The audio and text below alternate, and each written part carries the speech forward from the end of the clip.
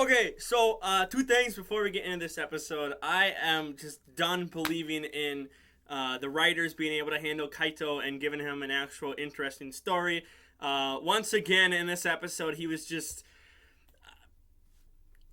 for something stupid. It was just a cheap little gag. They called him a cheater because he pulled up on a bike in all white, and then he got all the girls to come up to him. And so, they're like, oh, yeah, he's going to be a cheater because he just gets all the girls with him and whatnot. So, who cares about him? And then next week, in the preview, we got Don Red is in, not a staring contest, but they're staring at each other on the road, Don Red and Kaito. And I guarantee there's not, nothing's going to happen. I can probably 99% sure nothing will happen with that. So I'm done believing that, these writers know how to handle Kaito. I was expecting them, going in, Zenkai Black. We're going to, see a whole different take, a more serious Kaito. We're not getting that. We're just getting a, nobody that just sits in the background taking care of the cafe and, not helping the DonBrothers at all, not, doing anything. It's annoying, honestly, because I really liked his character in Zenkaiger. I really did. And, I wanted a whole different take. I wanted, a darker Kaito, someone who's more serious and whatnot.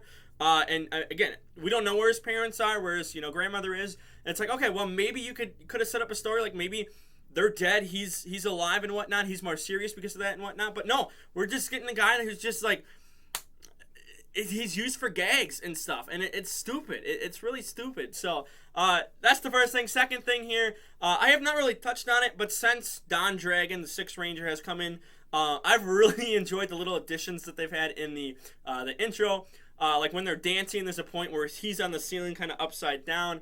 They have this one scene where it's Don Red and Don Dragon fighting, and then you see another scene of the other four fighting, kind of signifying that, hey, these two are on the same level, kind of close.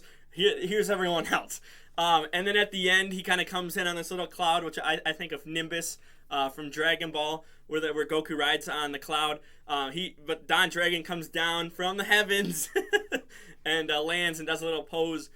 So again, there's little details in the intro that, again, I haven't really talked about, but I enjoy them. I think they're fun. But as for this episode,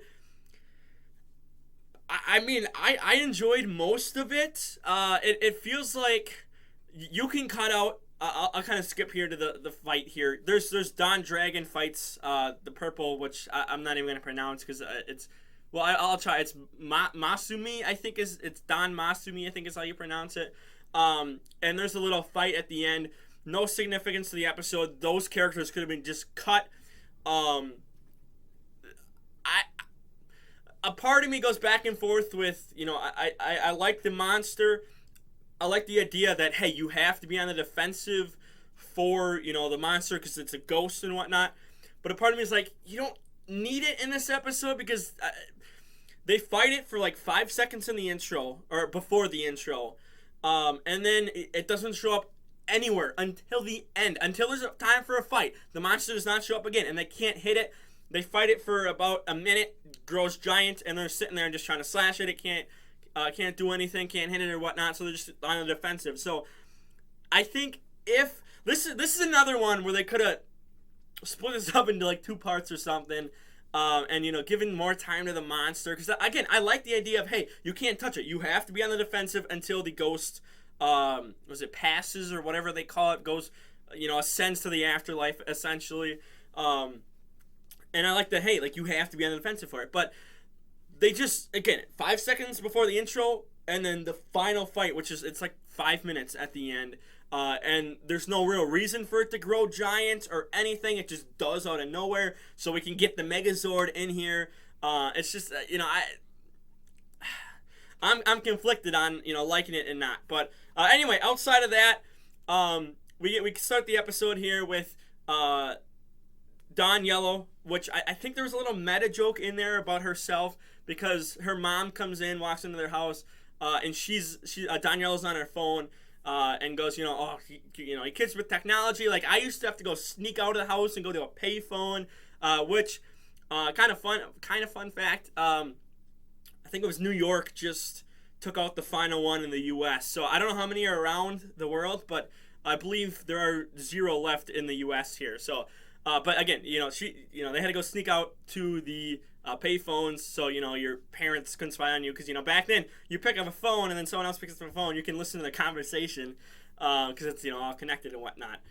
Which I guess is kind of the same here with the house phone too nowadays too. So, but they talk about that, and then they have this little thing of, hey, like, are you talking about like the Showa era? Like I wasn't even alive back then, so I think that's kind of a meta joke for the actor, being kind of young and not really alive during Showa. Maybe, I don't know. But that's what I got the sense of, is to kind of set that up as like a meta joke for her. Then we get to the fight before the intro, which is 5 seconds. Don Yellow sees the girl in the telephone booth, kind of sitting there, but she gets teleported back to her house before, she can do anything and whatnot. So then she gets home, pops up in front of her mom, who's looking down, looks up, and she pops up right there. And she goes, yeah, I gotta go again. Leaves the house, goes back to the telephone booth, phone booth, and then we get this, this girl is just sitting there, and she pops up and says, hey, will you be my friend? Blah, blah, blah. She said, like, I'm a Virgo, like, I'm into science or whatever. Like, she just kind of blabbed on about everything about herself in, like, 2 seconds. It was really weird. And Don Yellow acted how, hopefully most people act, and just got the heck out of there, just backed up to her bike and said, okay, yeah, you see you around, bye, and just darted away.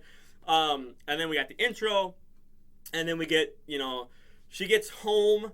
She sees the ghost, but her mom can't see the ghost. She looks in the mirror, realizes, hey, like, it's a ghost. I might be the only one that can see her.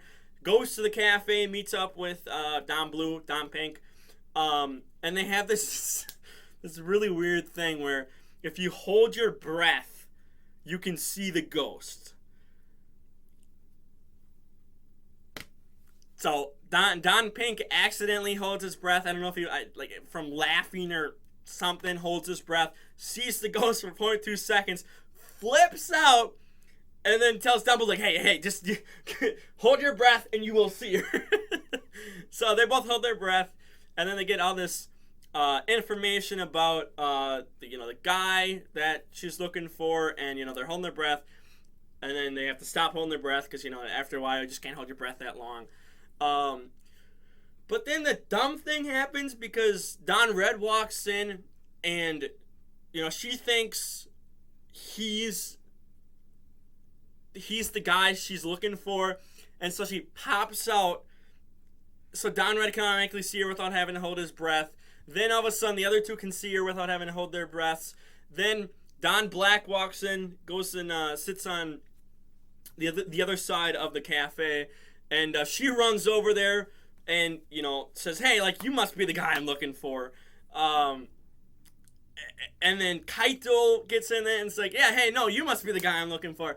And so apparently you don't have to hold your breath if she wants you to see her, I guess is the best way to put it. That's the way I'm going to put it. If she wants you to see her, she will pop up for you. Otherwise, you have to hold your breath. Yeah. So then we get this little dumb montage again, which Don Red is walking through this little archway that's filled with flowers and whatnot, and they go get the I'm gonna butcher. It's early on. It's like 7 episodes ago. Is it onigari? I think is how I probably butchered that. Basically, it's rice wrapped up. I think is it seaweed? I think it's wrapped up with. But they have that. They each eat 30, I guess. But because she's a ghost, she can obviously eat whatever she wants. Doesn't get fat. Doesn't affect her or anything. Cause she's a ghost. She's already dead. So Don Red's impressed. Like, hey, like I like you, cause you can do that. So then she goes on another date with Don Black. Don Black sees that, hey, she likes puppies because there's a puppy that walks by and it's like, okay, well, here you go, boom, transforms into the puppy. Let's her pet him behind the ears and whatnot, and says, hey, like, don't tell anyone, I need this to be a secret and whatnot. So I don't. I guess I mean, she's a ghost, so really only the Don brothers would know. But I guess again because no one knows who Don Black is. So in the group, I should say, because obviously the evil White Ranger knows. But then. She doesn't go with Don Pink because Don Pink is back in his workplace while this is all going on, and he finds the number for the guy that she's been looking for 50 years. We find out it's been 50 years, so obviously he's older than what she thinks he is. They bring him in, which I don't know why that they set this up, and it's just like, okay, well, you've never met, but why can't you just bring her to the cafe? She can pop up and see him, and they can talk or what. They just set up as like, hey, like we don't want face-to-face contact. We're just gonna talk over the phone. It's what it's supposed to be set up. But it's really dumb that they bring him to the cafe, sit there and say, okay, well, what are we gonna do? And she's not with them because they're all there in the cafe. Well, except for Don Black, but this is again after the fact. And it's just like, well, why can't you just have her pop up there? Like, it's dumb. I didn't understand that, and I don't know why they did that. But basically, they have a call over the phone. She's waiting in the telephone booth. The phone rings. They start talking and whatnot. And then I didn't really mention it at the beginning of the episode, but there's this crew that is trying to take out the telephone booths.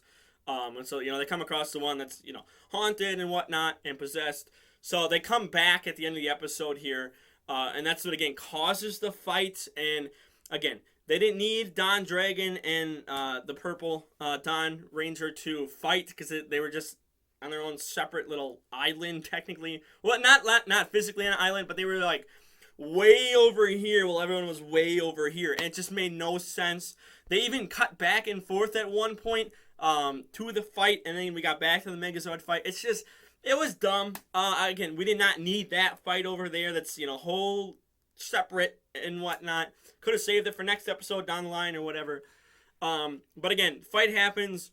They wait until, she finally gets to talk and, have a full conversation with the guy. And then she kind of passes over, whatever it's called. So then the Megazord can finally, slice and dice up the monster of the week. Kills it in 2 seconds, and then we get, essentially she leaves, and, yeah, that's essentially it. There's nothing, again, it was okay. As I was watching, the first part of this episode, I thought, okay, this might actually be very good. And then we got to the end with the fight and everything. It's just, to me, it downgraded me because I just didn't... The fight was, again, longer than I think it should have been, or they should have spaced it out more and, done this episode a little differently. But, because it was basically, the whole time was basically her not transformed into a monster. And I like that. Again, I've talked about this in the past. Especially, I think, was it 2 episodes ago or whatever it was? If they had done, one episode just focused on just her alone as a ghost trying to figure it out, and then then the workers come back for second episode. She transforms into a monster, and then they're running around the city after her, can't hit her, trying to just defend people from her and whatnot until they finally figure out, hey, here's the payphone again. Let's get her back there. Let's get her to talk, and then the monster comes detached. She passes over, and they can hit the monster and end the episode. It's just something like that would have been better. I guess it doesn't need to be 2 episodes, but, if you just have part of it, she's human, and the other part, they're kind of... I really like... I'm going to keep saying this, but I do like the idea of, hey, we can't touch it, and we have to only be on the defensive. I like that. But they just didn't execute it right for this episode. So, yeah, that's really all that happened in this episode. For the preview for next week's episode, we're getting a different form for Don Dragon. It's like a white form versus like the gold on his suit is switched with white. I'll have a picture up showing it. Just like what they kind of teased a couple episodes ago with different personality in him. It looks like we're going to get that personality come back. And again, he's going to have his own form, but it's just, you know, a different part of Don Dragon. So that's going to happen. I meant to do, we're coming up, what, like 2 weeks now we're coming up. I meant to do a video talking about Natsumi and, you know, that whole storyline and how we're going to find out all this other stuff before we figure out, you know, the whole Natsumi situation. I'm going to try to get that up this week. I also want to talk about Kaito. I want to make a whole video on Kaito because, again, it's just so disrespected of him. So, for now, like the video, share the video around, subscribe, and I'm out of here. Peace.